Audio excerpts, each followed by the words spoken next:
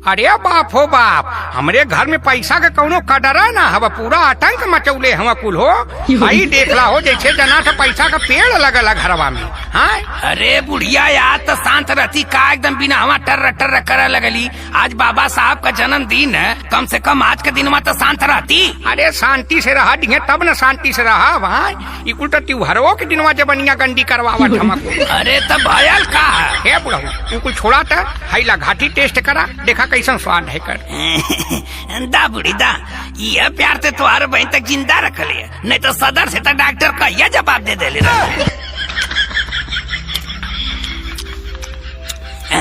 ठीक तो हो बुढ़ी, बतावा ले हो इतना बढ़िया घाटी लपेट के फेंकले ही माई तो नहीं भैंसी के गोबरे में।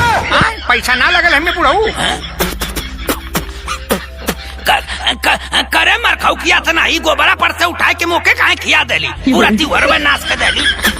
अरे का बाबूजी, आज के दिन में तो कम से कम लोग शांत रहता है। बाबा साहब का जन्मदिन रहल, संगे आजा बाजा लेके आवत है कि चलो फर्स्ट क्लास बाबा साहब का जन्मदिन मनाई, तो हम लोग का लगा ड्रामा चालू है।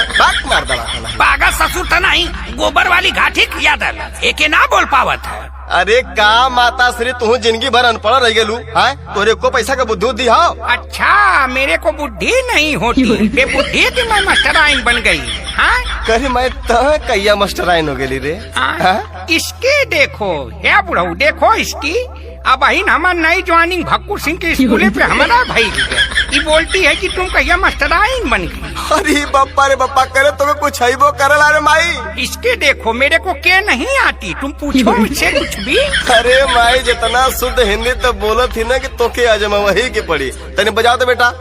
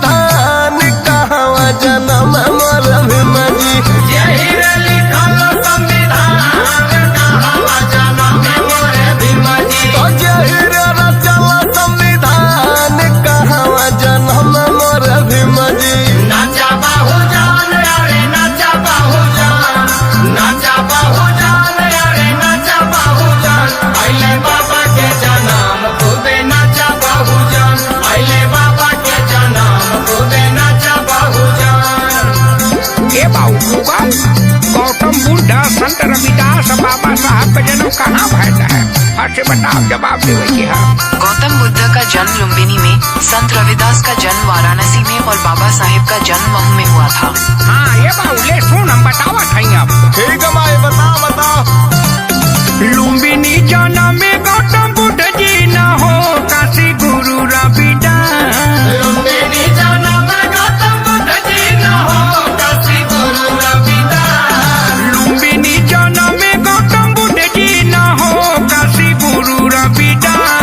महू में जन्म में मोरे भीमा जी, अरे महू में जन्म में मोरे भीमा जी। यही रे लिखल संविधान, महू में जन्म में मोरे भीमा जी। यही रे लिखल संविधान, महू में जन्म में मोरे भीमा जी। यही रे लिखल संविधान, महू में जन्म में मोरे भीमा जी। ए बुढ़ी, अब हमके यकीन हो था कि तू हो गई लू। अब पहली तनख्वाह हमारा ही खाता में आवक चाहिए। अरे इतना आसान मत समझाए बाबूजी, अभी तमाम सवाल हमारे पास है बाबा साहब के बारे में। मैं तैयार रहिए। अरे हीरा तैयार हूँ, अरे कौना गोदी जन्म में गौतम बुद्ध जी न हो, कौना गोदी रविदास। कौना गोदी जन्म में गौतम बुद्ध जी न हो, कौना गोदी रविदास। कौना गोदी जन्म में गौतम बुद्ध जी न हो, कौना गोदी रविदास। कौना गोदी जन्म मोर भीम जी, अरे कौना गोदी जन्म मोर भीम जी।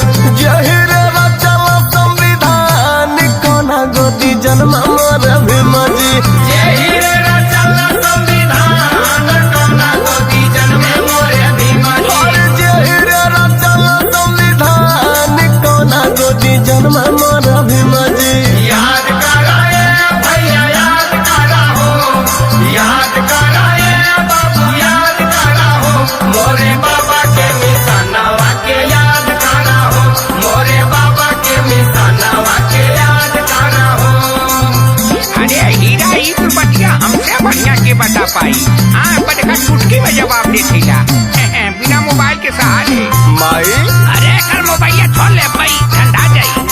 अरे बुढ़वा ओके छोड़, मैं जवाब देने जा रही हूँ, सुनो तुम सब। अच्छा तो बताओ। महामाया कोटि गौतम बुद्ध जी न हो, कलसा कोटि रविदास। महामाया कोटि गौतम बुद्ध जी न हो, कलसा कोटि रविदास। महामाया कोटि गौतम बुद्ध जी न हो, कलसा कोटि रविदास। भीमा गुड़िया जन्मे मोरे भीमा जी, अरे भीमा गुड़िया जन्मे मोरे भीमा जी।